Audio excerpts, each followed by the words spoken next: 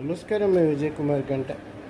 రేపటి నుంచి ఈ నెల 31వ తారీఖు వరకు 7 పేపర్లుగా మొట్టమొదటిసారిగా ఎన్సీఆర్సీ సిలబస్లో ఇంగ్లీష్ మీడియంలో పరీక్షలు 10వ తరగతి పరీక్షలు రాస్తున్నటువంటి విద్యార్థులందరికీ శుభాకాంక్షలు. విజయోస్తు. ప్రతి పరీక్ష ఎన్ని మార్కులు సాధించారన్నది కాదు, కానీ ప్రతి పరీక్ష కూడా మీరు విజయం సాధిస్తామనే నమ్మకమే మీకు పరీక్ష హాల్లో కనిపించాలి. ఎందుకంటే ఈ రోజుల్లో పరీక్షలు తప్పేవాళ్ళు ఎవ్వరూ ఉండరు. తగిన రీతిలో ఆకలింపు చేసుకుంటే మీరు మార్కులు సాధిస్తారు. మీ పక్కవాడికి 100 వస్తున్నాయి, నాకు 100 రావు అనే ఆలోచన చేయకండి. మీ లక్ష్యం 10వ తరగతి పరీక్షను పూర్తి చేయటం. ఎందుకంటే ఆ పరీక్ష మీ భవిష్యత్తుకు కీలకం కాబట్టి. మీరు ఇతర ఎంట్రన్స్లు రాయాలన్నా, ఇతర ఎంప్లాయ్మెంట్లో రిజిస్ట్రేషన్ చేసుకోవాలన్నా, ఇతర ఉపాధి అవకాశాలకి ఆసరాగా చూపించుకోవాలన్నా, లేదా కొన్ని సందర్భాల్లో జనన ధృవీకరణ పత్రంగా కూడా 10th పాస్ పత్రికని అంగీకరిస్తున్నటువంటి పరిస్థితి.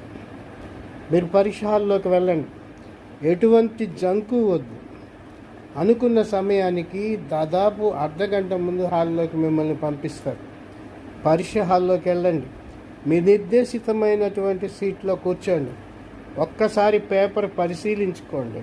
2-3 క్వశ్చన్స్ చదివి పేపర్ కఠినంగా ఉందనే ఆలోచనకి రావద్దు.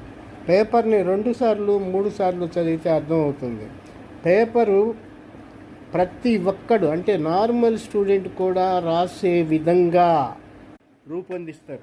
ఇది దశాబ్దాలుగా జరుగుతున్నటువంటి విషయం. మీరు ఇది గమనించి జాగ్రత్తగా పరీక్ష రాయాలి. 2, మీరు ఫ్రీ ఫైనల్ రాసి ఉంటారు. ఈ ఫ్రీ ఫైనల్లో మీకు ఎందుకు ఏ సబ్జెక్ట్లో మార్కులు తగ్గినాయో చూసుకోండి. ఏ పరీక్షలోనైనా ఉత్తీర్ణత సాధించటానికి, మార్కులు ఎక్కువ రాబట్టడానికి చేవరాలు ముఖ్యం. అంటే మీ దస్తూరి ముఖ్యం. మీరు పరీక్ష రాసేటప్పుడు కంగారు పడితే మీ దస్తూరి వేగవంతంగా రాయాలని ప్రయత్నిస్తే మీ దస్తూరిలో మార్పులు వస్తాయి. కొన్ని పదాలు ఎగిరిపోతాయి. అంచేత మీ నిర్దిష్ట టైంకి అనుగుణంగా ప్రాక్టీస్ చేసి పరీక్ష రాయండి. ప్రతి జవాబుకు ఆన్సర్ చేయండి. కొన్ని సందర్భాల్లో ఛాయిస్కు మించిన క్వశ్చన్స్కి చేయాల్సి ఉంటే రాయండి. ఎందుకంటే ఛాయిస్కు మించిన క్వశ్చన్స్లో మిమ్మల్ని 3 రాయమంటే 4, 5 రాయగలిగే కెపాసిటీతో మీరు రాస్తే ఈ 5లో 3కే మార్కులు వేసినా ఏది ఎక్కువ వస్తే ఆ మార్కులు మీకు లెక్కించబడతాయి. సో కంగారు